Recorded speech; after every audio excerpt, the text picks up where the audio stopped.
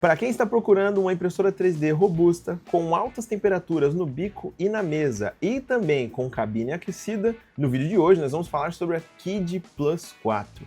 Eu testei por muito tempo essa máquina com filamentos simples, como o PLA, e até mesmo materiais avançados, como nylon com fibra de carbono. Se você quiser saber tudo sobre ela, inclusive os ajustes que eu fiz para extrair o máximo de qualidade, já fica com a gente nesse vídeo. Ao tirar essa impressora da caixa, ela está quase completamente montada. Tem alguns itens que vêm à parte, ferramentas e o manual. A montagem é bem intuitiva, a gente tem que prender basicamente o suporte de filamento e também a maçaneta da porta. Um detalhe que eu sempre gosto de ressaltar em impressoras desse tipo é que ela é bem pesada. A embalagem tem 31 quilos quando está tudo completo. Então, se isso for relevante para você, já fica aqui esse aviso. No mais, se você quiser ver um pouco mais de como foi a experiência de primeiro uso com ela, o vídeo de unboxing vai estar listado aqui nos cards. Eu não acho que a Kid Plus 4 vai ser uma impressora muito indicada para iniciantes, e é por isso que eu vou mostrar para vocês um pouco das especificações técnicas que ela tem. O volume de impressão é até bem interessante. A gente tem uma mesa com 305 por 305 milímetros, que é bem acima do que a gente está acostumado nas impressoras de entrada, e com uma altura de 280. Isso aí poderia ser igual da mesa, né? Eu não sei porque eles reduziram ali na altura, mas ainda assim é uma altura interessante. Temperatura no bico de até 370 graus, sim, você não ouviu errado, então dá para imprimir muita coisa, e na mesa ela chega até 120. A temperatura da cabine você consegue controlar até 65 graus. Ela é Core XY, né, algo que a gente já espera quando tem uma impressora fechadona nesse estilo, e conta com várias guias lineares de 10 mm em todos os eixos. Então isso deixa ela muito estável, com movimentos também bem precisos. Na velocidade de impressão, aquele truque que vocês já estão acostumados, os fabricantes colocam a velocidade máxima de 600 mm por segundo, mas geralmente a gente vai acabar imprimindo em torno de 200, foi o que aconteceu com ela, exatamente nesses valores. Ela conta com uma extrusora muito boa, Direct Drive, com engrenagens de aço endurecido, tá? Eu tive pouquíssimos problemas de extrusão e não foram em relação à extrusora dela, então um ponto muito positivo nesse quesito para a Kid Plus 4. E em termos de conectividade, ela tem acesso direto ao Wi-Fi, tem também o espaço para você fazer o conector via cabo e tem entrada USB. O software que eu utilizei nela foi o Orca Slicer e funcionou maravilhosamente bem. Já tem um perfil padrão feito pela comunidade, então eu não tive que cadastrar a impressora, apenas fazer meus ajustes de configuração de impressão e de filamento. Infelizmente, eu acho que no futuro a Kid vai fazer com que a gente use o software deles quando sair a versão colorida dessa impressora. Enquanto isso não acontece, o Orca Slicer foi ótimo. Eu acabei não testando o aplicativo móvel que eles têm para controlar a impressora no celular, porque a conectividade com o Orca foi tão boa que eu acabei fazendo monitoramento pelo computador. Quando você coloca o IP da máquina, a gente acessa a interface do Clipper direto pelo fatiador, e inclusive a câmera fica acessível. Então, quando a peça terminava, eu conseguia monitorar já pela câmera, dava para eu ver o progresso também, então o monitoramento remoto eu acabei nem precisando de aplicativo. Afinal, como eu tinha que fatiar, não tem muito onde buscar ou fazer algo. Eu tinha que estar no PC para mandar o arquivo para imprimir. Agora eu vou mostrar para vocês um pouco da experiência de uso ali no painelzinho da impressora. Na tela inicial a gente consegue controlar as temperaturas, quando você clica ele manda direto para o painel de controle, onde a gente também pode mudar a velocidade dos fãs, são 3 nesse caso. O fã que resfria a peça ali direto do bico, o fã lateral, que é o auxiliar, e tem também o de filtragem que fica na parte de trás. Também na parte de controle a gente consegue movimentar todos os eixos, inclusive subir e descer a mesa caso necessário. A gente tem as opções também de inserir ou retirar o filamento caso você queira, e aqui vai uma dica. Eu recomendo que sempre que você for trocar o filamento na sua Kid Plus 4, faça pelo painel, tá? Ela tem um corte ali dentro da extrusora que é a melhor maneira de você remover o material e depois, na hora de inserir o novo e garantir que ele segurou esse filamento, você coloca ali em load ou inserir, carregar o material, fica segurando ele.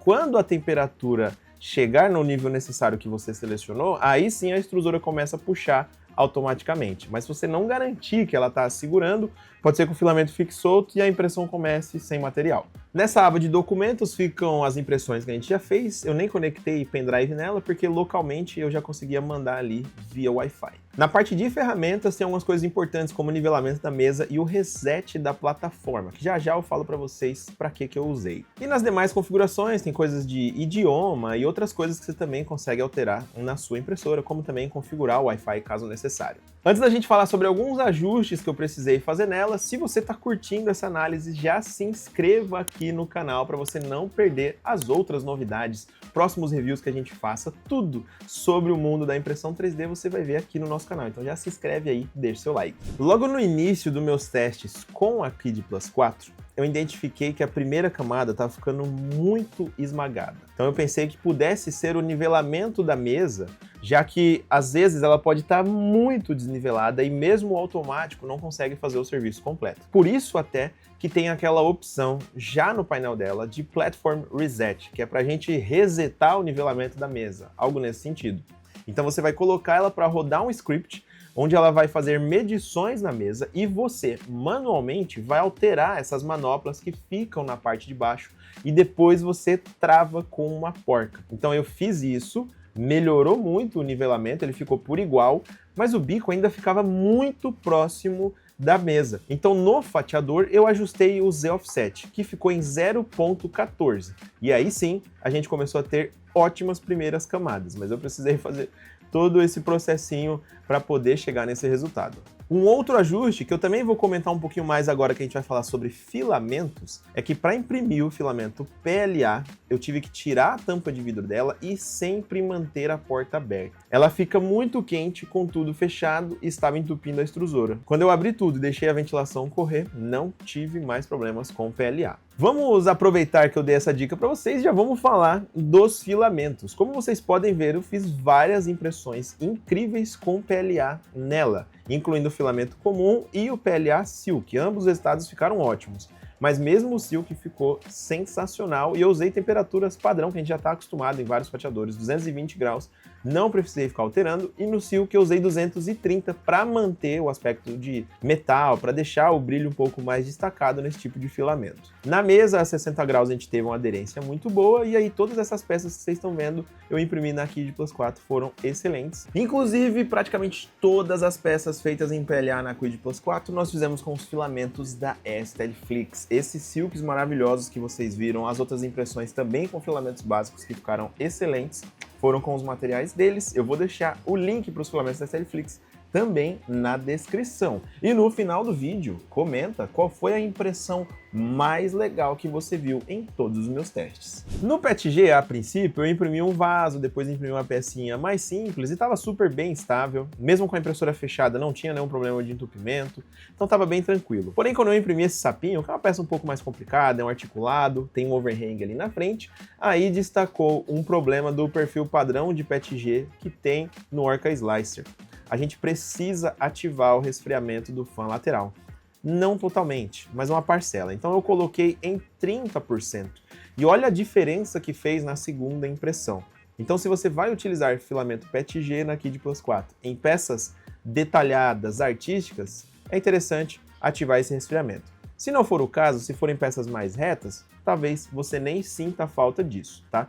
Mas mesmo ativando esse resfriamento, eu não vi nenhum tipo de problema de resistência entre as camadas, aderência, então funcionou muito bem. As temperaturas que eu usei foram de 250 graus no bico e 80 na mesa. O filamento ABS, surpreendentemente, ou não surpreendendo ninguém, porque ela é uma impressora fechada, foi o mais fácil. Eu diria que mais fácil até do que é o PLA, que eu tive que tirar, abrir a porta, tive entupimento. No ABS eu só coloquei as temperaturas que eu estou acostumado, 255 graus no bico, 110 na mesa, e pronto, o resultado saiu perfeito. Essas impressões que vocês estão vendo assim, eu saí de primeira, sem muitos testes, sem muita calibração. Então o ABS parece que tipo, foi feito para a Quid e que ela foi feita para o ABS. Resultados incríveis, muito fácil, peças existentes. Talvez usuários mais técnicos, mais avançados, poderiam calibrar a temperatura, buscar resistências diferentes no ABS. Mas quem usa esse filamento para fazer peças artísticas não tem muito o que fazer nela não, é só pôr essas temperaturas e vão sair resultados muito bons. No filamento Tritan, a experiência foi muito parecida com o PETG, mudando as temperaturas. Até a dica lá do resfriamento vai ser importante para algumas pessoas. Mas eu trabalhei com 290 graus no bico e 110 na mesa. A gente teve uma boa aderência, bons detalhes e até mesmo precisão nessa peça articulada que vocês estão vendo que eu imprimi nesse filamento. A Quid, ela contou com a colher de chá que eu aprendi a usar esse filamento melhor na K2 Plus. Então eu já cheguei mais pronto, com configurações que eu já estava acostumado para trabalhar nela. E aí tudo deu certo. Diferente do nylon com fibra de carbono, que não funcionou nem um pouco. Eu utilizei 100 graus na mesa, não segurou, 110, não segurou. Então precisa de algum tipo de adesivo ou precisa de alguma outra mesa de impressão, vidro talvez, ou outro tipo de superfície para segurar o nylon. Não funcionou e tudo que a gente teve foi miojão, espaguete. Então, de fato, a Chapa Pay não estava pronta para esse filamento. Por fim, eu testei o filamento flexível, afinal ela é Direct Drive, tem uma extrusora muito boa, e eu tive um susto. No meu primeiro teste, deu nó, mas aí eu tirei aquele enrosco ali que ficou na extrusora, cortei, coloquei de novo, e aí funcionou muito bem. Quem explica?